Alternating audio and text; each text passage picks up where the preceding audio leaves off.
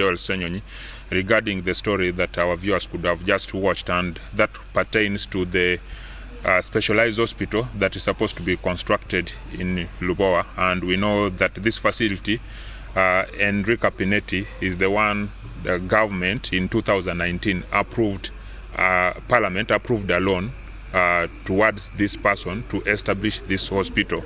But what we know, it has always been a contentious issue accessing that area. It is not the first time that the members of parliament are have tried to access the site, but in vain. And of course, previously we know that the Ministry of Health came out to apologize and indicate that there was miscommunication, but it wouldn't happen the next time, which certainly is today. So I'm joined by Honorable, the leader of opposition, just to try to tell us. Honorable, good evening. Good evening, Jackson. Maybe if you can bring our viewers up to speed. Did you go through maybe the necessary clearances to ensure that you had smooth access to that site? So we did notify and inform the Speaker, as we normally do, whenever we have oversight visits as members of Parliament. But in addition to that, I also wrote to the Minister of Health. I copied in the Permanent Secretary, Ministry of Health. And I even requested them to be present to take us around, but I said in the event that you are unable to be present, at least delegates and ministry officials to be around. So I received a letter from Dr. Jane Ruth Achange, the Minister of Health, saying today is cabinet, she's unable to be present. So she sent her apologies that she cannot make it, but she signed off by saying, I wish you success in the oversight tour. And that's the letter that we were showing to these police officers, telling them, look, this is run by the Ministry of Health. So where do you want us to get clearance from? Because the minister has written this letter back to me. So yeah, we did all the due diligence. It's important because we don't want anyone to use any excuse. Yeah. So why do you think each and every time members of parliament, either on oversight visits like the one you're doing or committee of parliament, have attempted to access that venue, they have been blocked? We were duped as a country. We were duped by this person called Pinetti, Enrica, that she would put up an amazing specialized hospital in that place. Ugandans have injected billions and billions of shillings, including in December when they came with the supplementary 2.7 billion shillings just to supervise, because all the other billions are meant to construct, yeah? And there's nothing going on in that place.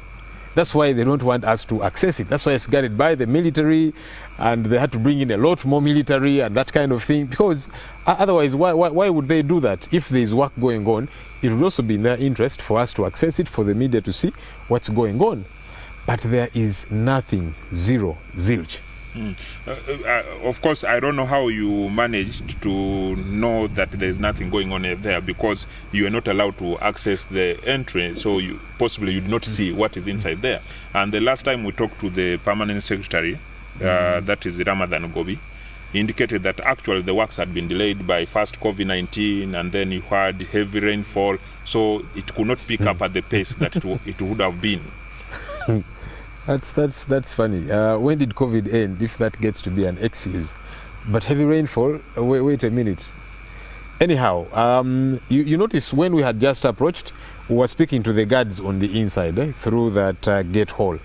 And so we're clearly seeing on the inside. We're not seeing anything. And shortly after that, we began to hear them slash. I think they were like, these guys might be allowed in, let's slash. Perhaps it's just a bush they're in. Okay? But more importantly, if there is something, why not let us access it? Because it's Parliament that appropriates this money.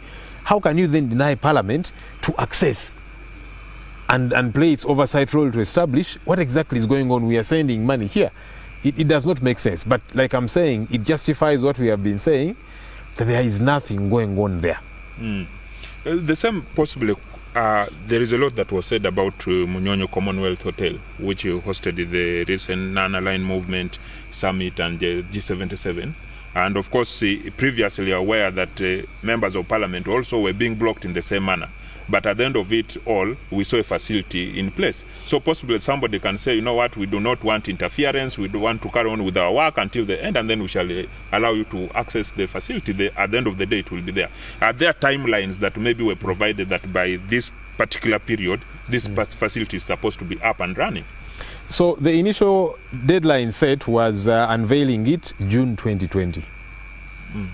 They then moved that to July 2021.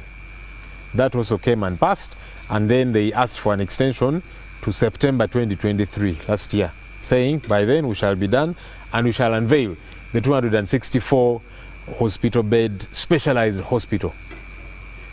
2023 came and went. We are in 2024. You see, our challenge is there's billions of shillings that are being pumped therein. What we actually want to tell Parliament, and we are hoping that our colleagues across the board will buy into this, that we need to stop sending money to this project. Let's cut our losses, see who to hold accountable, because you see we have all these fake investors that come and dupe Ugandans.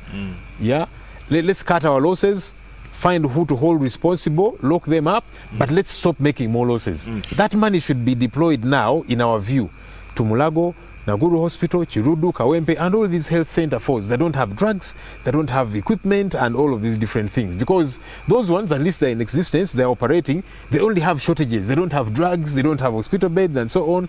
Let's put our focus there. The more we keep, pouring money here, it's like a bottomless pit. As I ask you what next, my issue is, whenever this issue has come to Parliament, we have talked to members of Parliament, and whether from the ruling side or the opposition, it seems everybody is always questioning this project. But when it comes to approving the funds, things change. What happens?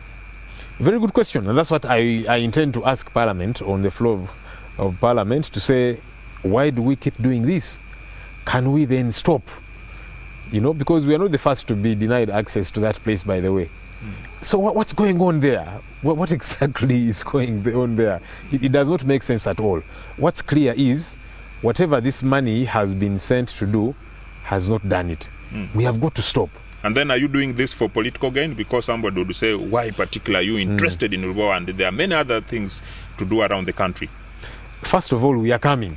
Okay, we cannot go to every place at the same time. The other day, we were, we did a city tour of the roads, and people were saying, there are also other things. Well, we'll keep moving to something else. Thereafter, we went to prisons, and we did establish what's there. I'm hoping eventually I'll be given space on the floor of Parliament to talk about the congestion and all the different things that are happening in the prisons.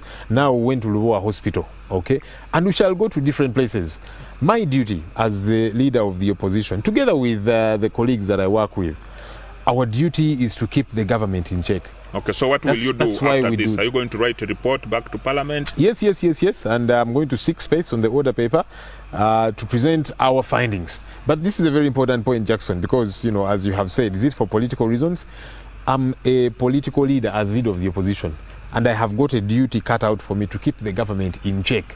And that's what takes me to go and play this oversight role and to follow the money, taxpayers' money. Yeah. So if it be politics, so be it. But I'm doing my job, and the taxpayer is interested in knowing where is my money going. If it was a private installation and so on, I would not care. But this is public money.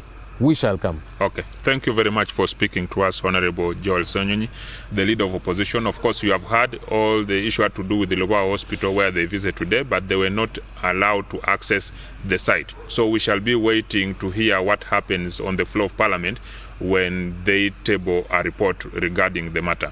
Back to you, Sandra, in studio.